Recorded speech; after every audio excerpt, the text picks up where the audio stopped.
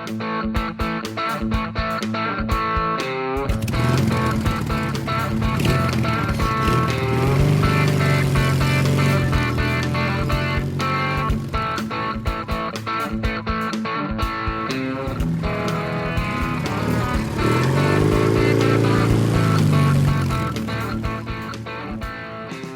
so this is our inaugural. Is that the right term? First run of the podcast.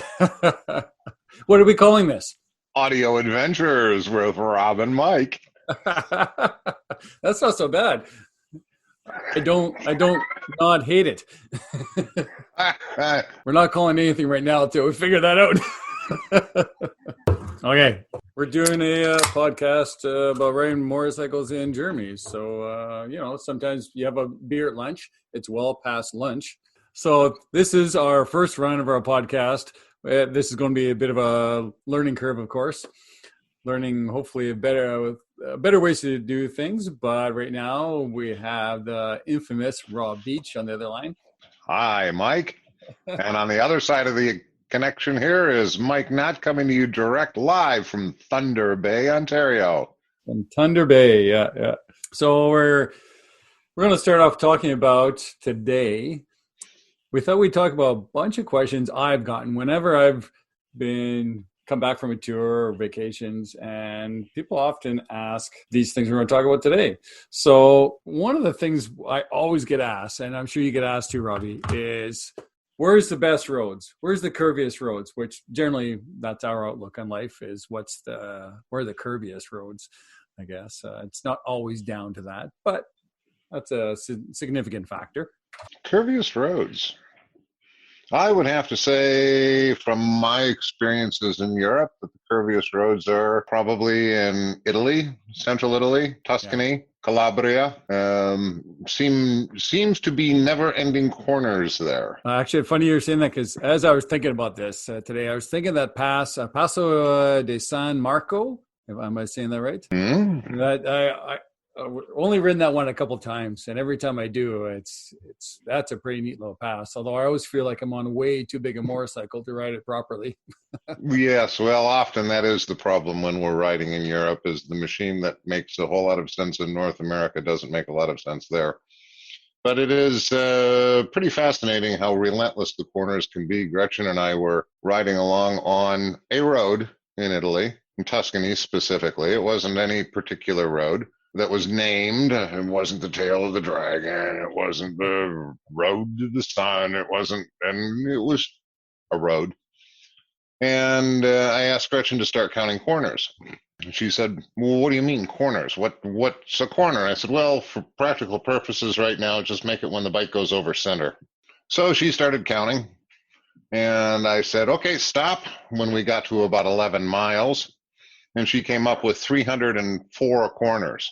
Yeah. Not quite as many as there are on the Tail of the Dragon, but it was just a road. It was not any special road. It wasn't a place where everyone congregates to go ride. And that was pretty typical of what's going on in many places in Tuscany. It's remarkable how twisty the roads are. So corners, they're relentless there. It's such a hard question, and you have far more experience than I do, though both of you do. So it's tough, but definitely Italy, some of the areas we stay in and around, it's amazing that you could spend days there riding pass after pass after pass. And to some people, a pass isn't the be all end all. And I get that outlook. But I don't think we're talking about just straight up hairpins up and down, because that's not really a whole lot of fun to me.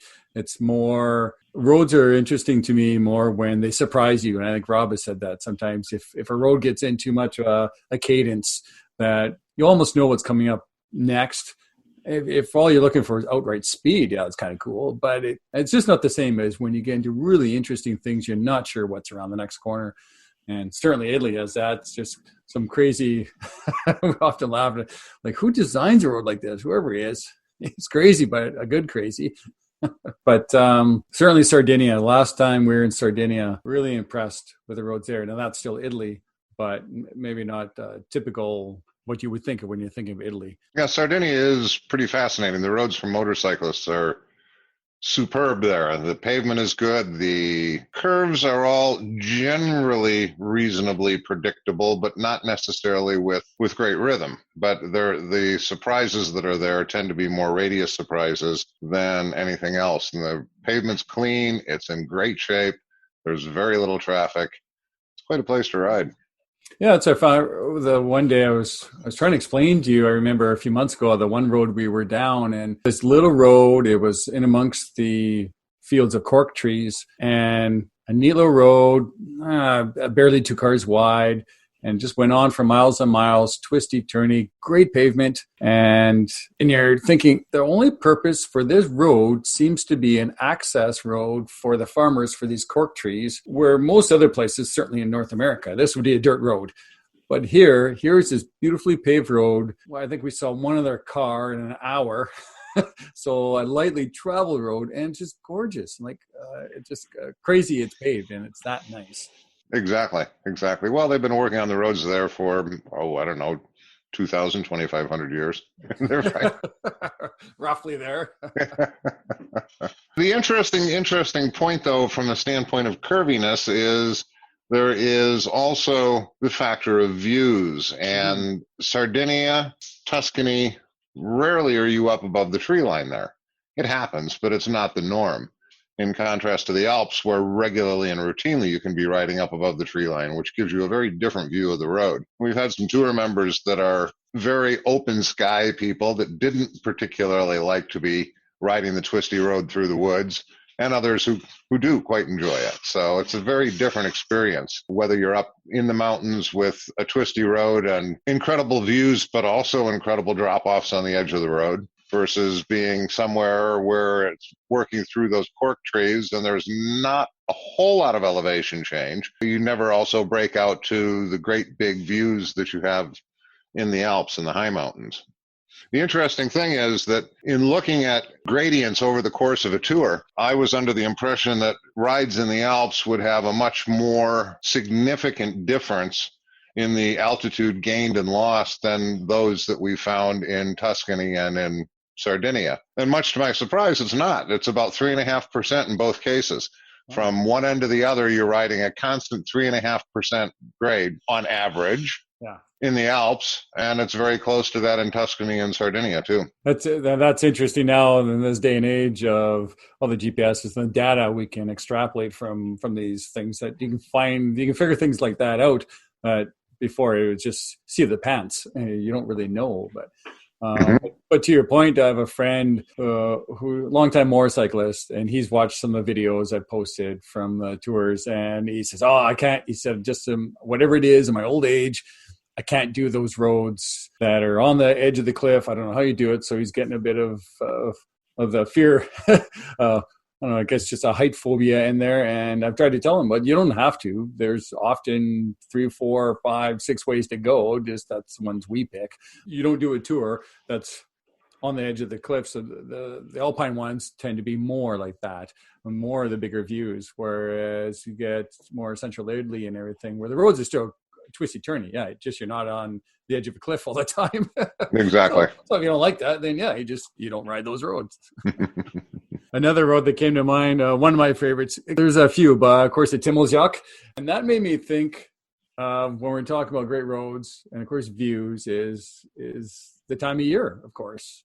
So the Timmelsjoch, last few times we were over it, was right at the beginning of spring. And I was riding in a bit of a snowstorm at one point, but it makes for fantastic, really, really neat. You know, you don't get to go over a snow-covered mountain that often. The roads were all fine. There was still, 30 feet of snow at the top of the mountain. But so sometimes just weather like that in seasons totally change it, doesn't it? Oh, absolutely. The views are very different at different times of the year. And if you get into the seasons where you have more changeable weather, where you have more storms coming in and out, you have the disadvantage of potentially riding in a thunderstorm for a little while. But once that's over, the air clears and it gives you views that you simply don't see in the middle of the summertime when you've got a high pressure zone sitting there. The weather's wonderful. It's lovely. It's 75 degrees and it's hazy. And when you come down that pass, you really can't see as much. That's one of the things that I find to be a great benefit of changeable weather. Yeah, I've got to ride in a thunderstorm for half an hour or 45 minutes, but once I get up on the other side of the pass, it's going to be clear and it will be stunning. That's actually a really good way of looking at it for sure.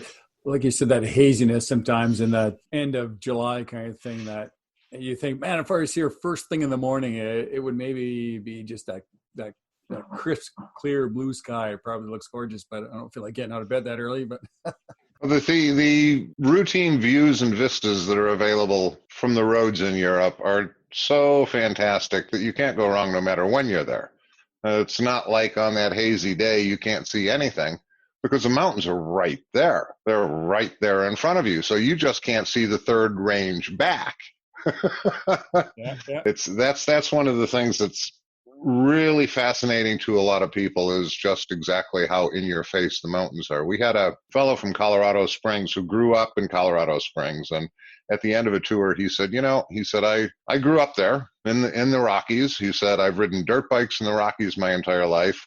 He said, I'm a motorcycle rider for a camera bike on the Coors Classic and have done that for the last 5 or 6 years, which is a bicycle race there, a big bicycle race. He said, I thought that I pretty much knew everything there was to know about riding in the mountains. And he said, I came over here and discovered that I don't even know what a mountain looks like. Yeah, yeah. And that's the big difference is when you start to think about the sheer number of roads, the big advantage of riding in Europe is exactly what you said, that there is a teeny tiny road somewhere that doesn't seem to serve any serious major commercial purpose. In the States, because of our population and our relatively limited history, that road would never have been built. There aren't enough people on one side or the other to spend the money, the public money, to actually put that road in. But in Europe, it's there. The sheer number of paved roads in the Alps and throughout Europe is absolutely incredible. If you were to simply close your eyes and put your finger anywhere on a map in the Rockies, and then do the same thing with your finger on a map of the Alps, you're 9 times more likely to have a road under your finger when you do that in the Alps than you are in the Rockies. So which gives you, 900% more roads to play with. Yeah. I don't know whether that's good math or not, but we'll go with it, eh? So, and since you've been doing this a long time, you're almost as old as dirt. What's changed in the last 30 years, you think? Like, were the roads, obviously a lot of these roads are not brand new. They've been there a long time. But was it always like this? They haven't started repaving the last 20 years, have they? Yes, they are. They're repaving it. They're widening the roads. The vehicles are getting bigger. There are more vehicles.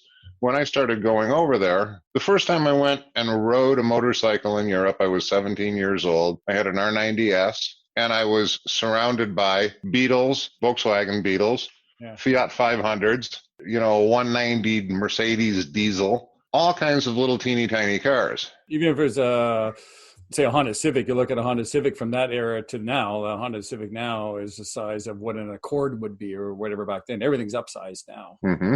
And ditto with the motorcycles. Mm-hmm. The 1969, you look at an R60 BMW, it's quite a small machine in comparison to even a 750 GS now. So what's changed is that the roads have gotten larger, and that's a very relative term. They've gotten larger by European standards, but they're still tiny by American standards as far as narrowness and tightness. The vehicles on the roads have gotten bigger. It's frustrating a little bit when the traffic is heavier because there are more SUVs and they're tough to see around. Fortunately, the drivers there are good and they're not trying to block you and they're not trying to give you a hard time. But it has definitely changed. The passes have changed significantly. An awful lot of the Oberalp Pass out of Andermatt going to the east used to be one lane. And that's how I remember it. Yeah. Big sections of one lane. And there's only one teeny tiny section now that's about 600 feet long that you could even call one lane. Yeah. And it used to be one of the widest parts in the road. I remember last year I was driving the van, you were riding, and we went down through the valley. We were going from Munich maybe to the Großglockner and went through the valley. And there was a road you were talking about how they're upscaling that road because there's so much traffic goes through there. So there are changes. And what was neat in the old days was the road would run along the face of the mountain, and then when it came to a place where there was a significant gorge cut out because of a river flowing down through there, the road would follow the landforms very faithfully to go across a bridge near the river. And now there's a great big bridge that crosses the gorge much further down and away from where the river's actually cascading down. So they may have taken out a half a kilometer or three-quarters of a kilometer of road to put in a bridge. Those are the places that I remember from when I was a young boy riding over in the Alps. Ever so long ago. My heavens. So does Eastern Europe, when you go to Romania, around that area there, is that more the way that Europe was, or is it totally different? Interesting. Culture and everything, of course, but because they don't have, they're just starting to really get developed in some of those areas. They didn't have the wealth that Germany, Italy, France has, but they're getting better now. So I'm wondering, is that still not a good comparison?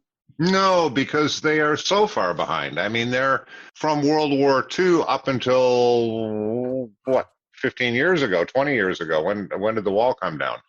That's when things really started to change there.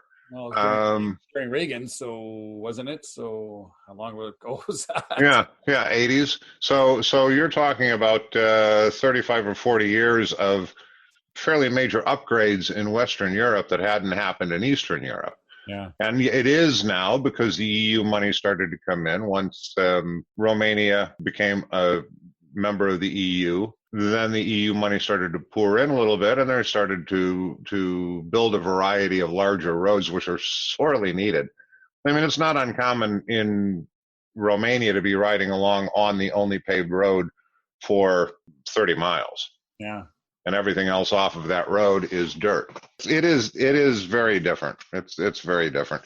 And the roads are not in the same condition there that they are in Western Europe, because they don't have the traffic, they don't have the needs. There's, in some places that we are, 10% of the traffic is still horse-drawn.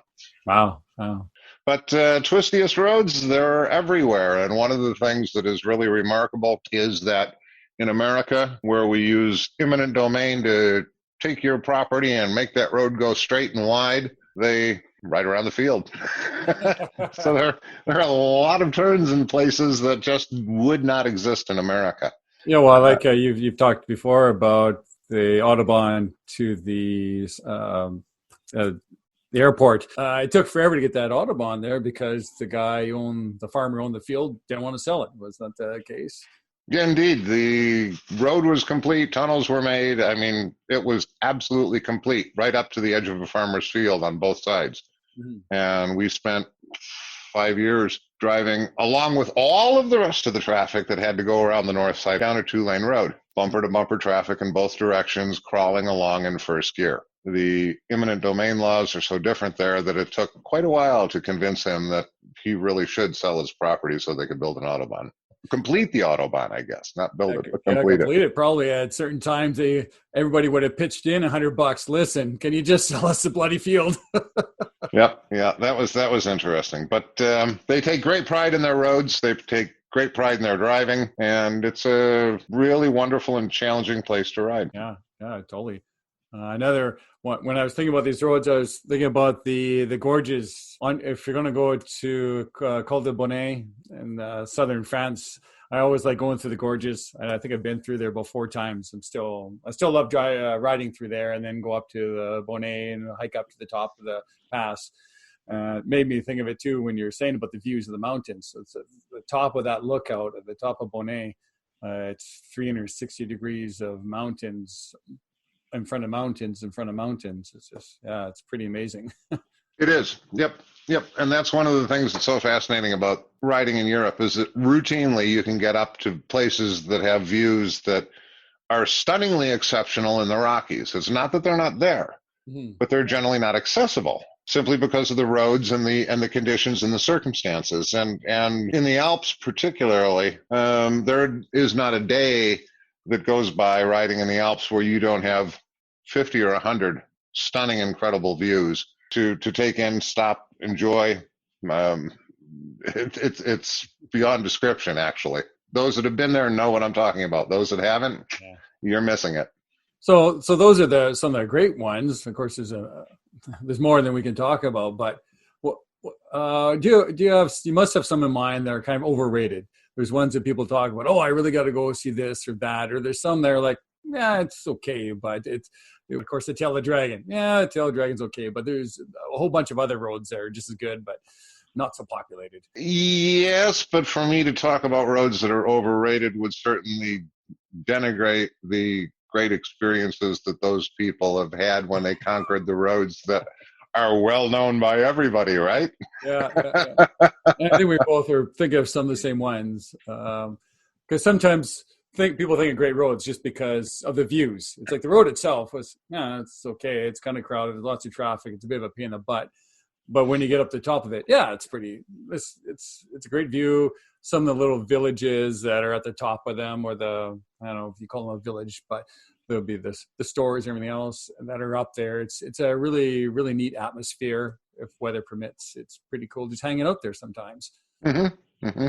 Yep. And there are certainly iconic roads, and there are roads that are iconic for a variety of reasons.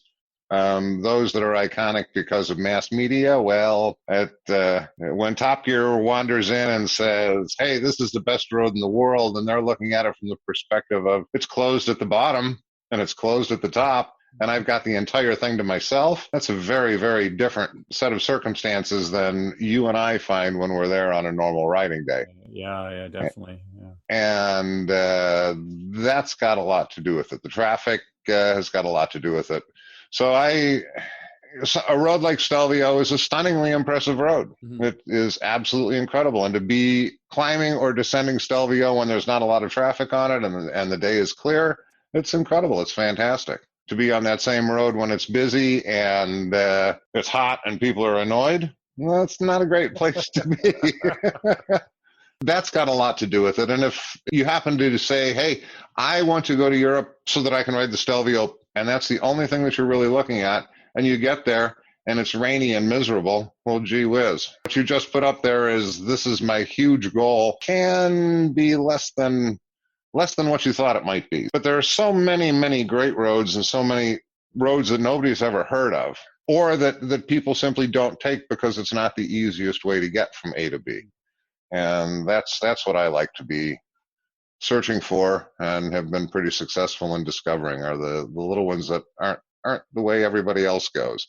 And climbing up the Grossglockner, for instance, I've got a little side road or two or three that we take on the way up that are vastly different than the main road. It's a little more difficult. It's a little more challenging without being overwhelmingly challenging. Surface can be rotten because they don't tend those little roads the same way they tend the big major roads. It takes another year or two or three before they come in and repave them. One particular road that comes to mind is pretty bumpy right now, but in another year or two they will repave it and it'll be fine again. And it's still magic because there's no traffic up there. Well, that's almost when people say, well, what is the best road or what's curviest road? Of course, that's totally a personal decision. But I always kind of group them into two different things. It depends. If you want a road that you can just go, you're in the mood to go hit some corners. Let's do my best Eddie Lawson impression or whatever. That can be totally different than some roads I know you really like that are it's more of an adventure. Let's go see where this thing goes. You're not howling down this road at full speed because it's bumpy and it's maybe gravel, but you're going to check it out. That's the adventure part of it. When I'm riding, I like a combination of them. Every so often it's nice to get out the road and hit some corners at a reasonable pace, but other times I wonder where this goes. Mm-hmm, mm-hmm. Yep, exactly. And that is the beauty of riding over there, is that you've got a nice mix of those. But the interesting thing for me is that the fact that most of the good roads, which are everywhere, are tight enough that you don't have to ride around at 70 and 80 miles an hour to make it an interesting challenge. You're riding around at 30 or 40 miles an hour, and that's going pretty darn fast on some of those roads. And 50 or 60 miles an hour is going really fast on some of those roads. Yeah. And that's the thing that I quite like about it, is that your speeds can be quite a bit slower to return the same level of challenge that you've got riding here, where our roads are big and engineered with big wide corners and this, that, and the other thing. And in order to make that a corner that you're leaned over reasonably far and having a, hey, this is exciting sort of feeling, you've got to be going really, really fast in some cases. The Alps isn't like that. It's much tighter, and you get the challenge at a much lower speed. Well, in North America, it's kind of the general rule when you're going into an off ramp that whatever speed they have posted as a suggestion, you generally double that, and you'll probably have some reasonable fun. Whereas Right.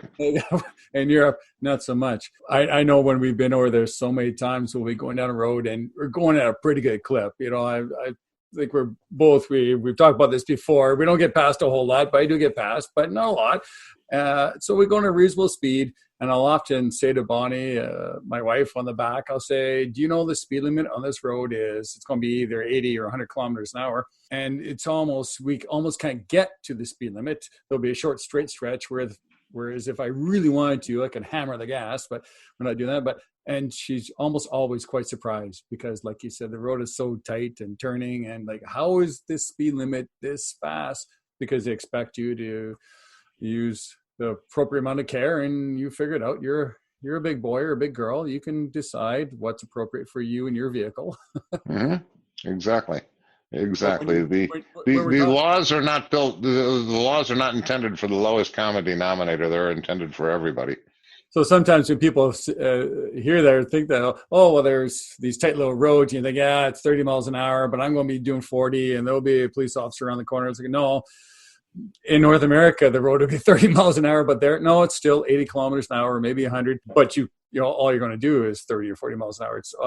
It's pretty amazing to be able to ride all day, ride hard and quick, be challenged. And you think I'm not going to get a ticket anytime because I'm doing 20 kilometers an hour below the speed limit. How is this possible?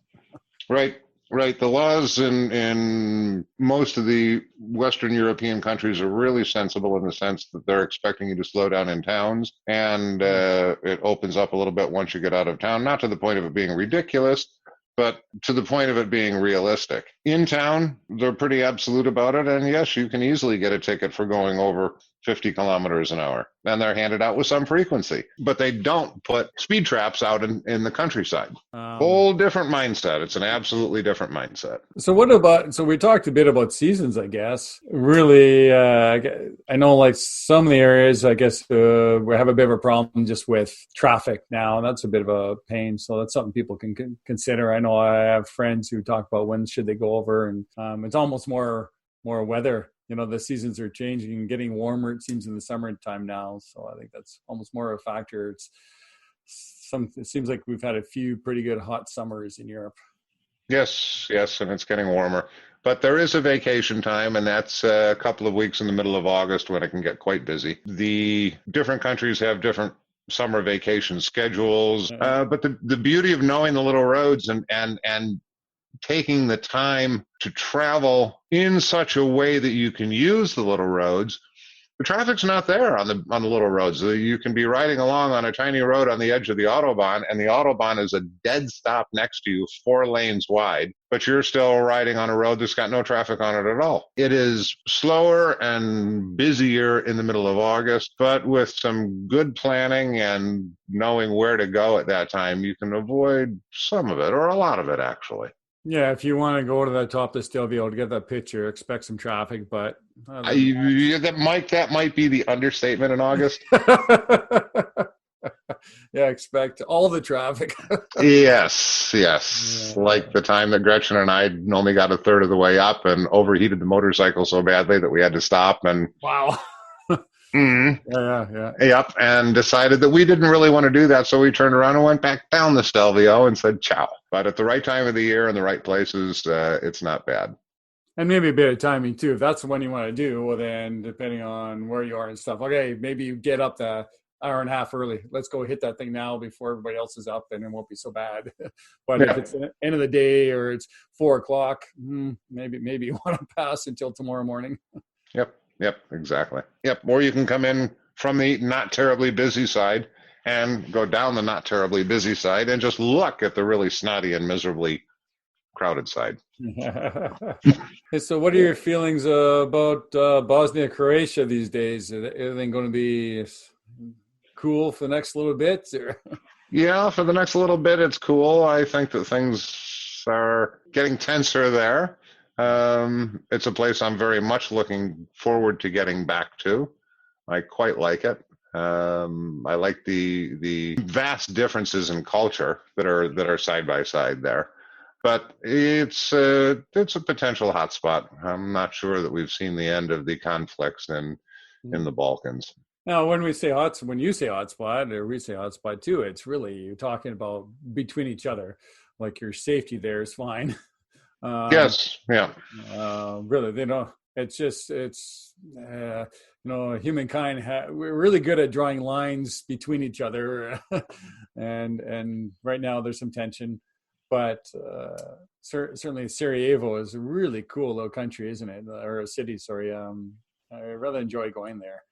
Yes, and most are, and every place in between is as well. It's very different. It is pretty dynamic. The people at this point are what now 20 some years into post-war revival, Yeah. and there's a lot of very positive stuff going on right now, which is all really good.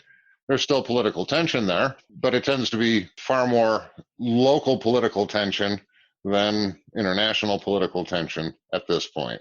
So that's why we're looking forward to getting back there as often as we can. In the event that if things start to spiral, we can say we had our experiences there and got to know the place as best we could. Yeah, come back when we can again. And that certainly makes me think, of course, what's going on right now with this COVID-19 and everything, for like kind of putting things off. Oh, we'll do it next year. We'll do it next year. We'll do it next year. Yeah, you never know. Sometimes there isn't a next year for various reasons. You just can't get there. Yes, unfortunately, right now, that's what everybody is discovering as well. Yeah. Things can change really quickly, remarkably quickly in ways that we have never ever considered. And I don't know what the fallout from all of this is going to be at all at this point, but I hope that one of the main things for most people is that they understand that time is pretty limited and there is a whole lot more chance to life than most people will actually allow as being reality. I didn't get it. I'm healthy. I got through it, and I'm lucky. And I better enjoy life right now, because in 5 years maybe I would be on the wrong side of that particular virus, and I would get it and have problems. Yeah.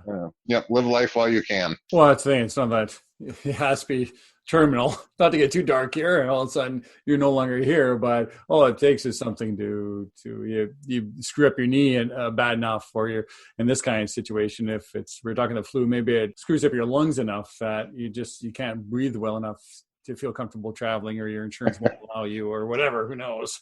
All right, Mike. That all would have made sense a month ago. We're in COVID-19 territory right now, and it's a whole different ballgame than it was a month ago. Oh yeah, for sure. Yeah, it's the world's shut down. So one thing I'd asked you, or we talked about before, is about you tend to stick to just to southern Germany. Why don't you go to the more northern parts or western parts? Population primarily. Yeah, There are more people up there. Well, in some places, a lot more people. a lot more people. All of Germany that I have visited is really lovely, but there are places that are really, really, really busy. The population center is in the middle of the country, and you start to get up into that area, and you're dealing with a whole lot more traffic regularly and routinely. And more traffic means bigger roads, straighter roads, and more boring roads. Which isn't to say that every place is. There are lovely, lovely places to travel there. There are only 9 cities in the entire Alpine chain that have a population of over 100,000 people. You're talking about a vast difference in population density. So the main reason that we're not going further north is not because it's not interesting. Quite the contrary. There's a lot that's very interesting there. But it's just not quite the same when it comes to pace and possibilities and traffic, et cetera, et cetera. Yeah, oh, for sure. Bonnie and I were in Portugal the one year, and everybody talks about Lisbon, and Lisbon, I'm sure, is quite a nice city, but not one you want to drive in, I tell you. Mm-hmm, mm-hmm, How the heck do I get out of here? Right, right. And the best way to see places like that, I think, is to take a train into town and get off right in the center of it, off the train, and enjoy the history and the beauty and the culture on foot rather than by motorcycle. Yeah, a lot of those, because a lot of times European cities, they have really good public transport, but yeah, you just don't want to ride a motorcycle in there. You barely don't Exactly. want to drive a car either. But so did you see they had the first MotoGP e-race today? I missed that. I missed that. I watched maybe half of it. It was okay. I mean, it's an e-race, but it's all we have right now. So this seems to be the thing to do. It's what we have. If you want any kind of racing entertainment, that's what you got. Take it or leave it. So yeah. Next time when we get together, Mike, how about we invite Ken Condon of Riding in the Zone to join us and talk about riding skills and what he knows about riding in Europe from that perspective. Yeah, that could be super interesting, actually. If we get him on the case, he can maybe even help you. You're such a slacker, you know that?